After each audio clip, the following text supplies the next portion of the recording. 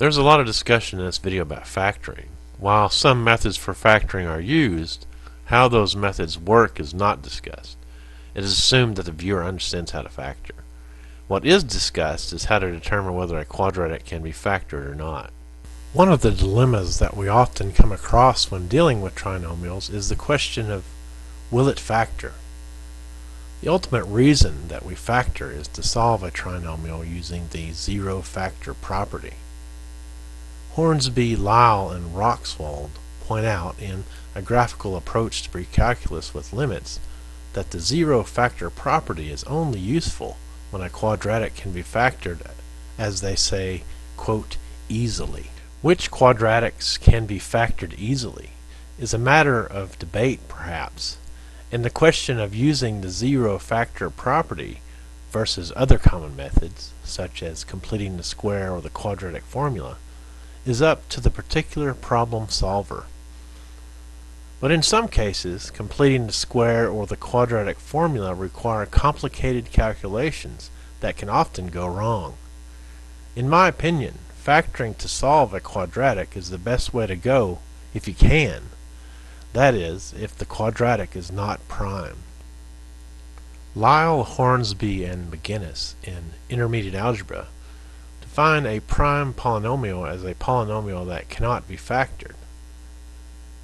To determine this, they suggest using methods to determine factors of a and c in hopes that you can find a combination of those numbers that sum to a middle term b, basically reversing the FOIL process.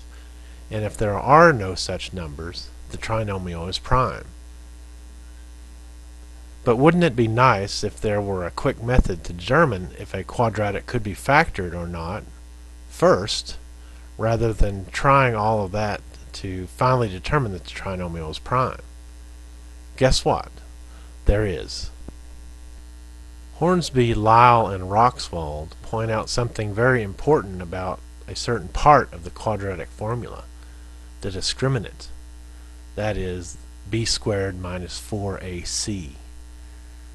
Based upon the characteristics of the discriminant, it being positive, negative, or zero, we can determine how many solutions a quadratic has and whether the solution is real or imaginary.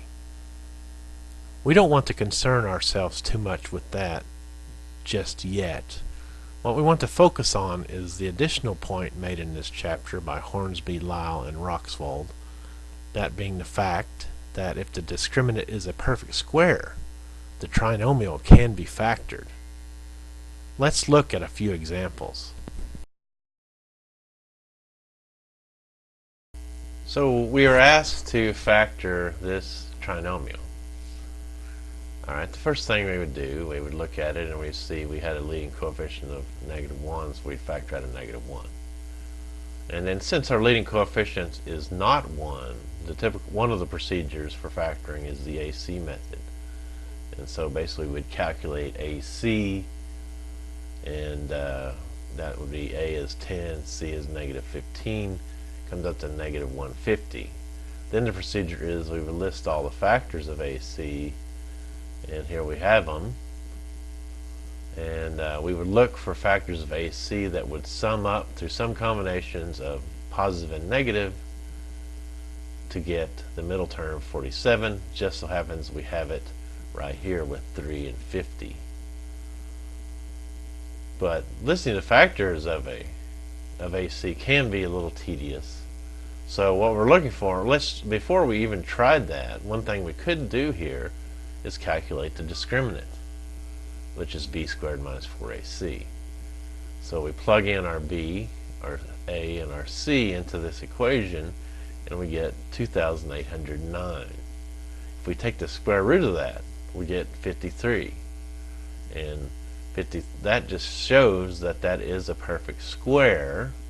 So based upon our theory that we have here, we can factor this problem. So before going through all the listing of factors here, we could do this quick little calculation and determine that the trinomial can be factored.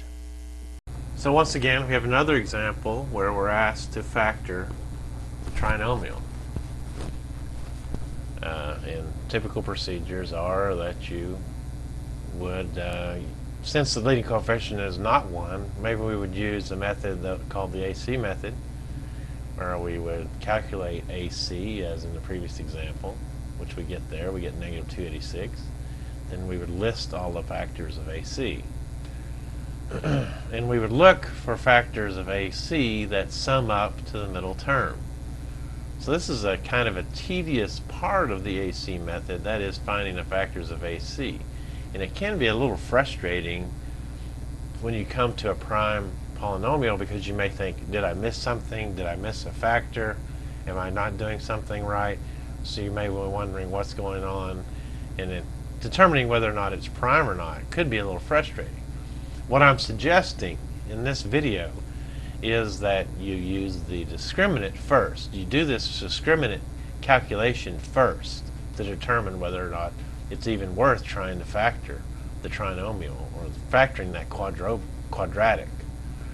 So we put in the numbers for A, B, and C here into the calculation, and notice we get 1,161.